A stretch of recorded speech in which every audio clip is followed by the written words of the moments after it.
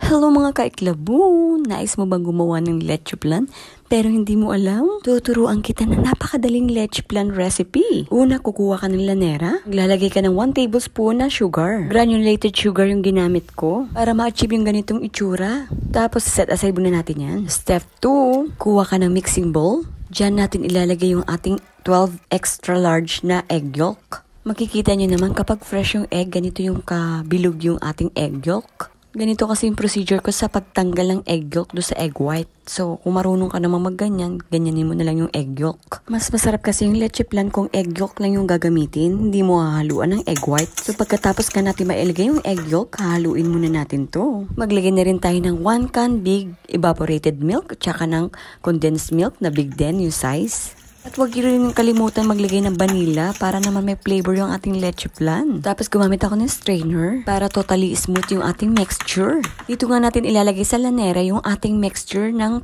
leche plan. Since i-steam natin siya, kailangan natin gumamit ng foil. Tatakpan natin yan at para hindi siya matuluan ng water. Sa pag-i-steam, kailangan natin ma-reach yung 30 to 45 minutes. Basta yung naka-medium heat ka lang. Tapos pagkaluto, i-cool down lang natin to ng mga 1 hour. Then bago mo natin ilagay sa refrigerator. Masarap kasi ang leche plan kapag malamig siya. Dito sa recipe na ginamit ko, nakagawa ko ng 5 pieces na leche plan. At I'm sure di ka nabibili para makakain lang ng leche plan. Kayang-kaya mo nang gumawa, di ba? Kung nagustuhan mo tong video, paki-like and share na rin. Salamat sa panonood. Sa uulitin.